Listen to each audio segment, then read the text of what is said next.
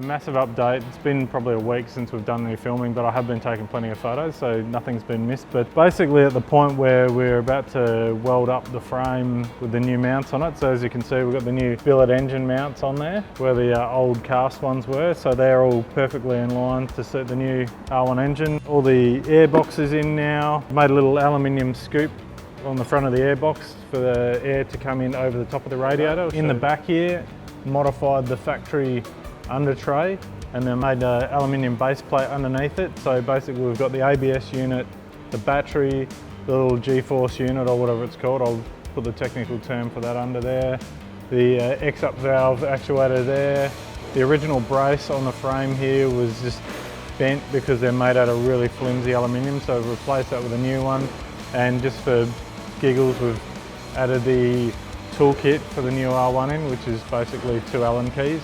As you can see with these, linished back the original weld, so not going into the frame itself, and then this will get welded together here. So what we'll do is we'll tack it all in place so it doesn't move, but then jig it, and then you remove everything, take the engine out, jig the frame with the engine out so that nothing can move, like jig the thing so it's rock solid, and then weld it all back together. Another thing we did earlier in the build was, because we're using the old head stem instead of the new one, because obviously the height difference. One thing I wanted to do was to replicate that. We'll make it look like the new one. The dimensions are all almost identical, it's just the length.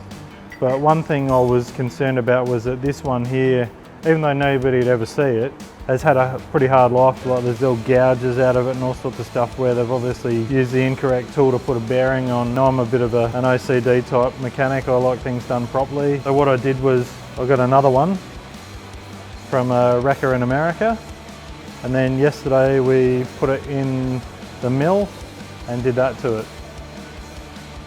So this will get sent off and anodized in hopefully the same colour. A pretty close copy of the new one. So that was just a little cool thing I wanted to do just to add to the whole build. So yeah, hopefully that'll be all done this week. But we're at the point now where once the engine's mounted in the bike, you can basically hang it under its own weight, take this standoff that's holding the engine up, and then I can hang the headers on it, make sure the catalytic converter's all going to fit, which in theory, by looking at it now, there was a bit of concern at first I wouldn't, but it looks like it'll come pretty close.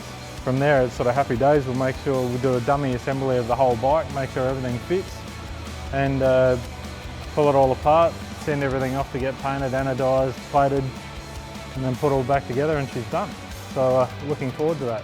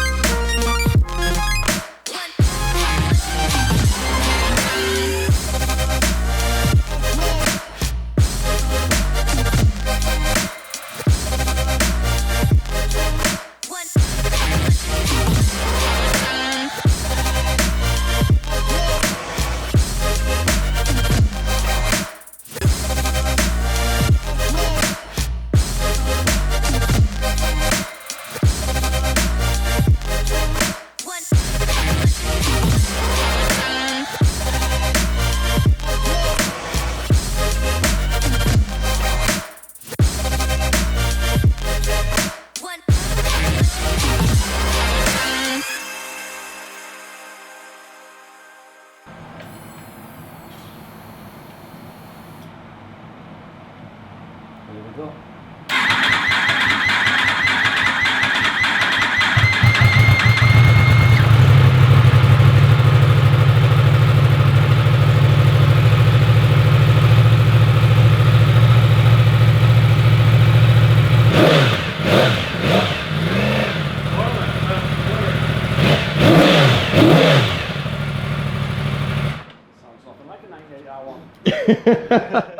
Right, so it's like 5:30, coming towards pack up time.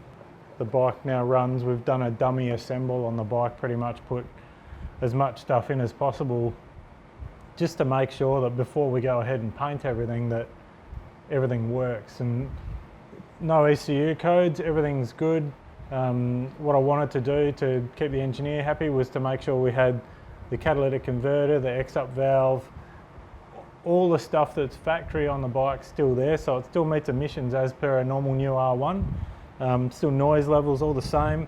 And funnily enough, now what I'm doing is I've got the old fairings, which I kind of have to refit to the bike again because all the lower brackets and everything like that came off the old engine. So they're all different now. Plus the bracket here came off the old engine mount, which no longer exists, so I've got to make a new one for that. This is wider here, so I've had to scallop about out here. Scalloping a bit out of here, which luckily with a bit of work the belly pan will fit over the catalytic converter, so it hides the big ugly catalytic converter. We'll just have to put some heat shield inside it.